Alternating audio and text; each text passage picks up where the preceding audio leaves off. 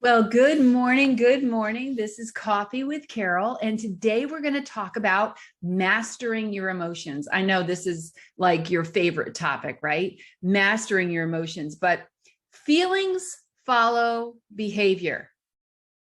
Your action is always going to precede your feeling, or your lack of action will precede your feeling.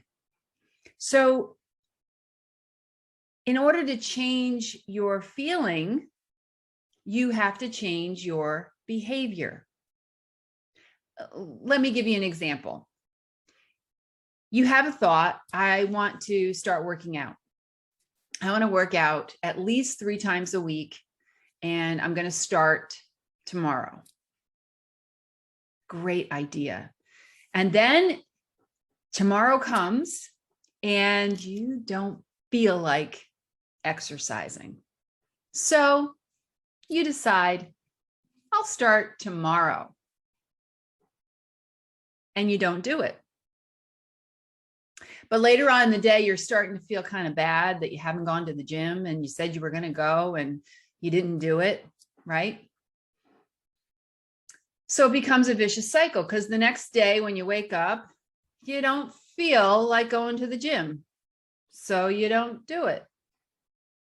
So begins the cycle again.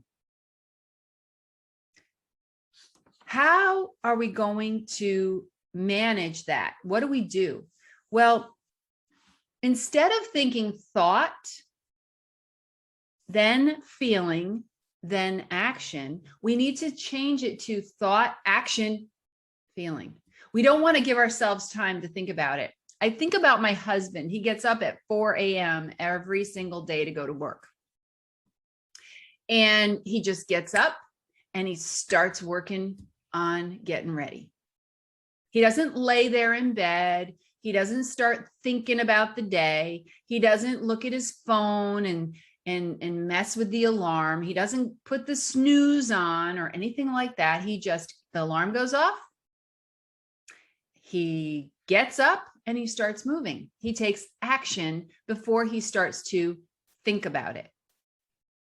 And that makes the difference in his day. He gets up and he starts taking action and he decides he's going to feel great. He's going to have an awesome day. And he's not going to think about it. So when you give yourself time to think and go into your feelings, that's when you're going to trip yourself up. Your feelings do not get to control you. I've made a lot of decisions over the years based upon how I felt. I've made decisions in relationships. I've made decisions in careers and jobs. I've made decisions in shopping. I've made decisions in all areas of my life based upon how I felt. And I can look back and say to you, those decisions did not turn out the way I wanted them to. So when you don't feel like it, what do? You got to take action. You have to take action. You have to push yourself to take action. But what if you don't feel like that? Or what if you're really backwards and you just have no way of moving forward? Well, this is where God comes in, because the world is going to tell you, do what makes you happy. If it doesn't feel good, don't do it.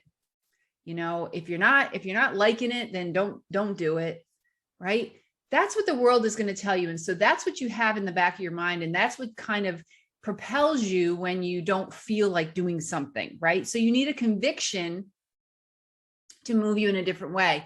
And that conviction will come from a closer relationship with God.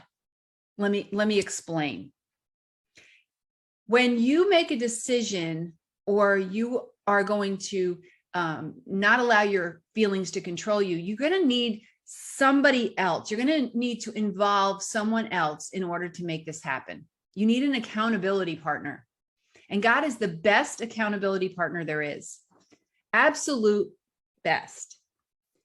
So make a decision in each area of your life, in your physical, in your career, your business, in your personal life, in your spiritual life, in your financial life. Say, I am going to live this way in each area.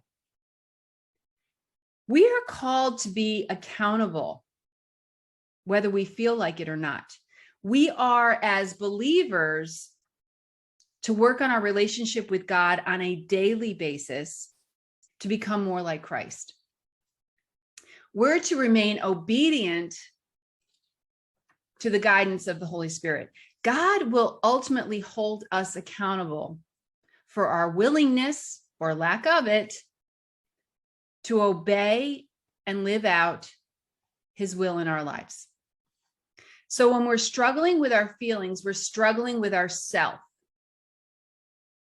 Has anyone ever called you self-centered?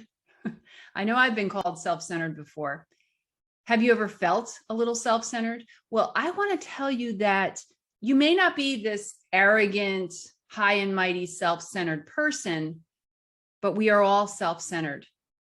This is biblical. We are self-centered creatures. Romans 8:8. You can look that one up. 1 Corinthians 13, verses 4-7. So when we focus on how we feel and we go into self and we really focus on how we feel, we lose sight of others and we lose sight of God's purpose in our life. We start doing what feels good instead of doing what is good. So let me give you some scriptures that you can hang on to.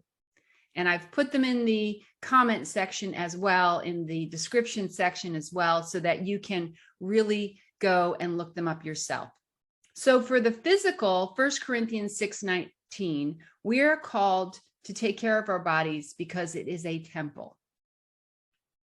For our business and our career, we are called to work for the Lord, work as if God was our CEO, and that's Colossians 3:23.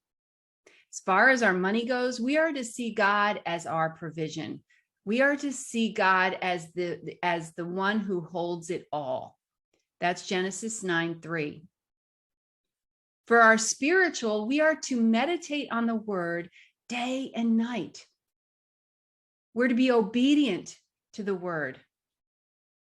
Because in that obedience, in that work of really paying attention and getting to know God, all things will work out, will be successful. That's Joshua 1:8.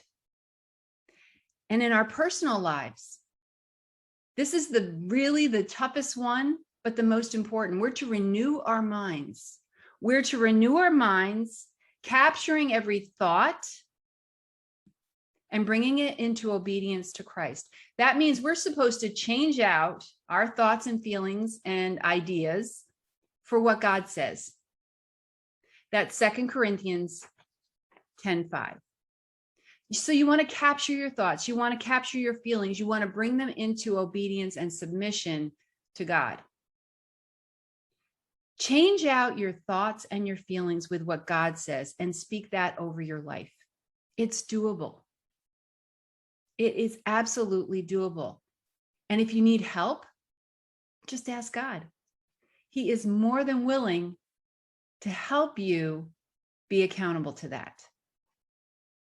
Let's master our emotions in the right way by giving the control of our emotions over to God. God does the how, and you do the do. Make it a great day.